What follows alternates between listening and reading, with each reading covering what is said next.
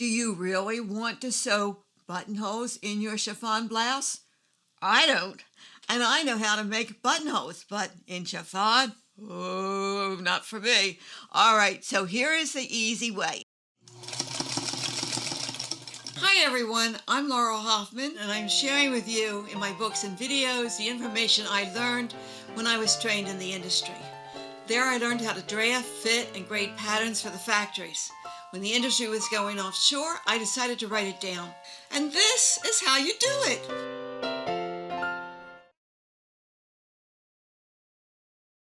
I read this morning on my comments on YouTube that somebody said, please show me how to cover snaps. And I said, we're going to film this afternoon. I will do that. Thank you for your comment. And if you have things you want to see us do, put them in the comments on YouTube. We read the comments, and not only do we read them, I answer them. I want to know what you need to know, because that's the goal with this. You need to have this information right from the fashion industry that has not until now been available almost anywhere. I learned this technique at, of all places, the Guggenheim Museum in New York City. I was there to see a show by one of the designers. I forget which one he was. It's been a while ago. But anyway, I looked to see what they were doing with buttons and buttonholes. And guess what I found out? No buttonholes. Instead, covered snaps. And if you look up real close, you will see that they are covered to match. This snap, well, half of a snap, is covered with the dark color to match that fabric that it's sewn to. And this one is sewn with white to look better in this light area.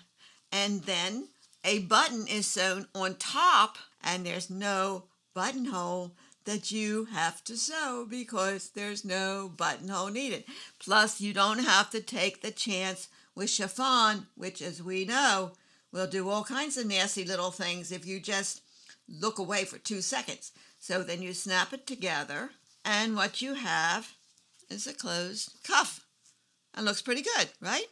And that's what I'm going to do down the front of the blouse too, but not yet, because the blouse is not finished enough yet for me to do that.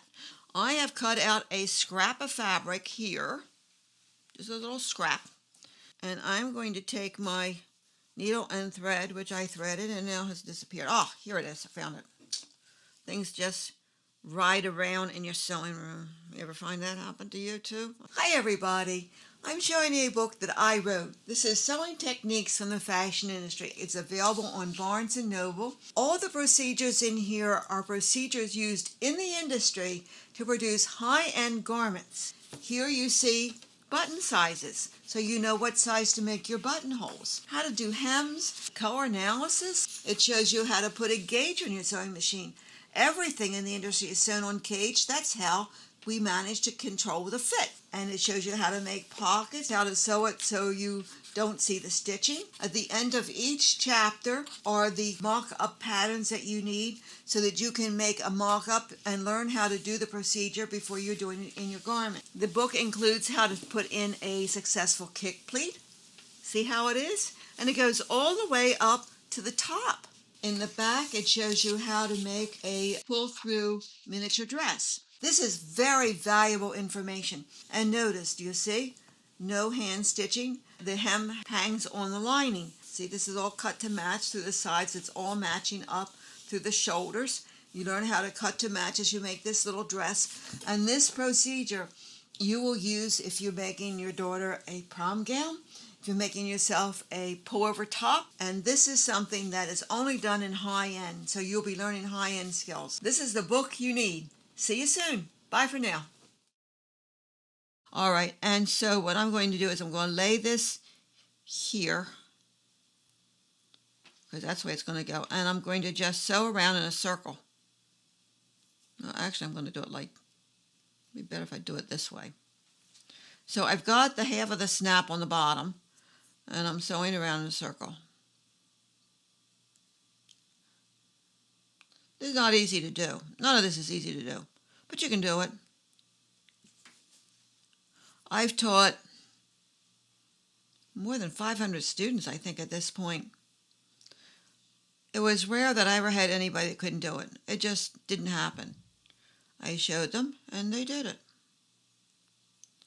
And as they were learning it, I was writing the books. And I would take the books into class, and I would say, do you understand this? Well, yes, but I don't understand such and such. Okay. And I went home and rewrote it. There's a lot to be said for listening to other people's criticism, because if you do, you have the benefit of everybody's mind, not just your own. And in the beginning, I didn't like it, but I made up my mind to look as if I did. And to my amazement, I started to really like it, because they told me what I needed to know, and they saved me a lot of time.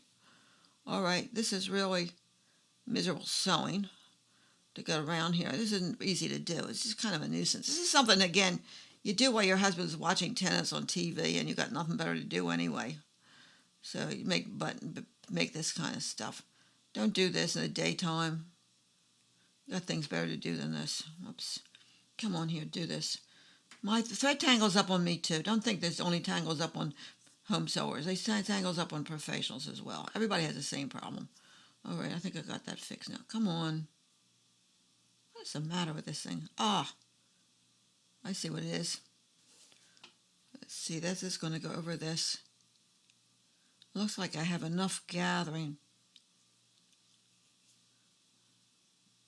that I can pull it up.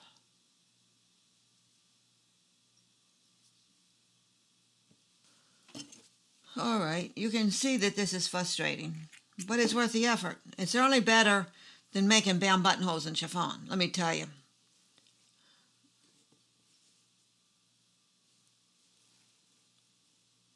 So I've sewn around in a circle, and it doesn't matter whether this is the right side or the wrong side. Nobody's going to care. What matters is that you get the darn thing done. It's pain in the neck to do these things, but it's worth the effort. I mean, I'd rather do this than make a bound buttonhole in chiffon, for heaven's sakes. It would drive you nuts.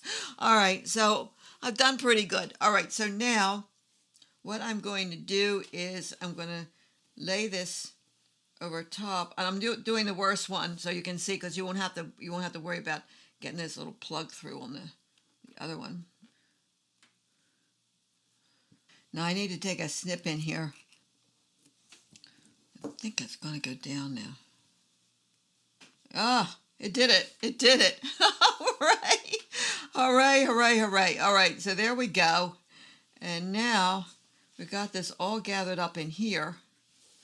And I'm going to tie these threads. Okay, don't move on me, a darn thing. There. So now you found out how to make yourself really miserable. But you'll forget about the misery when your blouse looks wonderful. I'm going to put another knot in it to make sure this thing holds. Now I'm not cutting these threads because I can use these threads to sew it to the blouse. So I'm going to pull the threads back to make sure I don't accidentally cut them. And then I'm going to cut off some of this extra stuff.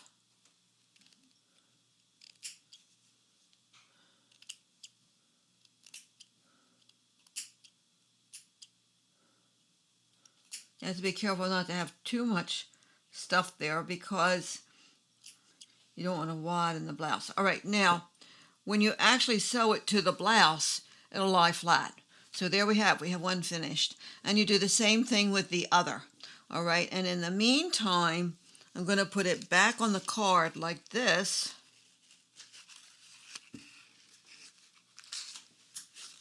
And therefore, I have it ready when I need it for the front of the blouse.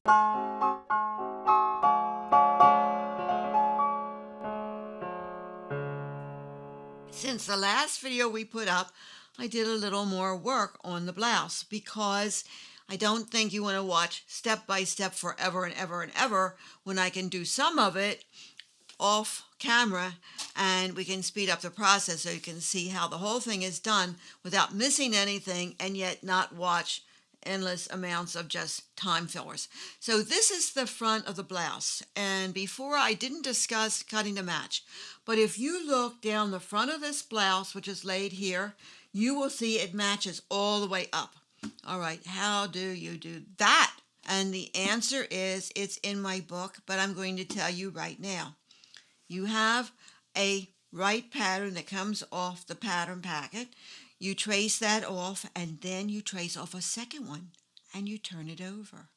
And you have this the straight grain center front line on both of them, and you lay the pattern so the center front line is lying over, one pattern is lying over the other, so that you have the center front line over the center front line. So here's the left and here's the right, and you have the line here. And you lay the whole thing out on the fabric, and you keep moving it up and down on grain to see which would be the best way to cut the front. And that's how you get it to match. That's in my books, but I'm telling you right now, that's all there really is to it. And that's what I did with this. And don't think this was easy to match, because you know chiffon shifts around. But I had it laid over tracing paper so that, and pinned so it wouldn't move. And that's why I was able to get this match. Now, what I did since I last saw you is I also worked on the inside of the garment. All right. Here you can see where the dart's going to go, and it's marked on the inside. So I'm going to sew the dart on the lining, but not on the shell. The shell I'm going to gather it in, because darts don't look very good in chiffon. This was really hard to do, so I'm not going to beat around the bush and say this is easy. I'm not going to say, oh, this is so easy, if I can do it, you can do it. That's a bunch of nonsense. It's not easy, but that doesn't mean you can't do it, all right? So here is the lapel that I was cut as part of the front, and the lining only goes to the edge of the lapel. So this wasn't that easy to do. I laid it all out like this on my cutting table, and after I got the lining laid out, and this the lapel was laying over this way, I laid it over and turned it under. And then I used my transparent ruler and put it in underneath, see, like this, and turned these under and pinned. Now this took quite a bit of time, but that's how I did it. I don't think you need to see me do it, all that. It would take forever for me to show you as I sewed the whole thing down, but you get the idea, and I think you understand how this is done, all right? So there, that's how I did that. I did it for both sides. And then, as you can see here, I've got pins in here show me the wrong side. The right side's this side, but I don't think it makes much difference with this lining. And it's going to need to be hemmed. So I left it open here, but I hand rolled it over to here to see part way, and left this open because I'll finish it later. But all this handwork is already done to speed it up. And you can see how to hand roll a hem by looking at how I hand rolled a scarf back a while ago, and that video is up on YouTube too, so you can see how to do it. And it's easy. It's very, very easy, but it takes a long time. So the time to do that is when you're sitting on your sofas next to your husband watching TV, and he's watching tennis or something, and you couldn't care less. So you can get your hand rolling done then, and that's a good time to do it, so you don't waste quality time when you can be at the machine during the day. All right, so now you see where we are with both fronts. On one of the previous videos, I showed you how to sew the cuffs. All right? And regardless of whether you're making a high-end blouse like this, or you're making a blouse like mine come off the line, in a factory, just an ordinary blouse, you would want to sew this part of the sleeve first before you sewed it into the armhole. See, this is left open here. See that? All right, so the previous video shows you how to do that. So if you haven't been watching this before, go back and watch that to see how all this was done.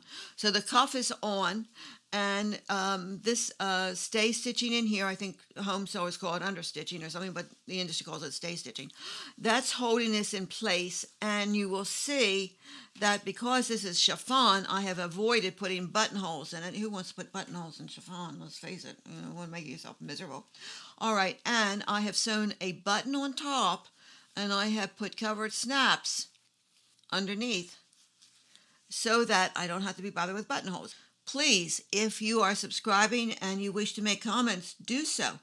Tell me what you want to see. I want to know. Just what are you having problems with? I'll show you. Why should you have problems and not have a solution? Here I am, and I want to do this. So I will be very happy to hear from you, and I will be very eager to try and give you whatever information you feel you really need. This helps everybody, not just you. As one of the astronauts said that just went around the moon, we're all in this together. And that's a very good description. I also want to point out that the fashion industry is considered to be the second worst polluter in the world. It's unbelievable how much pollution the fashion industry is producing. And just for a moment, I want to show you this blouse that's on the form. This was a blouse that was used to demonstrate how to make a blouse when I was teaching the degree program. They all had to make this blouse. So I made this blouse and they watched me step by step like I'm doing now with the chiffon. And this blouse was made in, I think it was about 1992. And I'm still wearing it. It has been washed so many times I've lost count. It has never been pressed, ever. And I know a lot of you are convinced you have to press every single seam as you sew. Bullshit, you don't. Sometimes you do, but if you're sewing well, if you're sewing on gauge, if you're cutting correctly, if your patterns are drafted well, you do not need to press seam by seam as you sew. That's a bunch of nonsense. This was never pressed at all. It's been through the washing machine, I don't know how many times, hung up to dry, never pressed, ever, ever. I have never replaced so much as a button. Thanks for watching, and the next thing I'm going to show you is how to sew the shoulders in the chiffon blouse. I hope you come right back because I have a lot more to show you. And let's face it, we want to get this blouse done. See you soon. Bye-bye for now.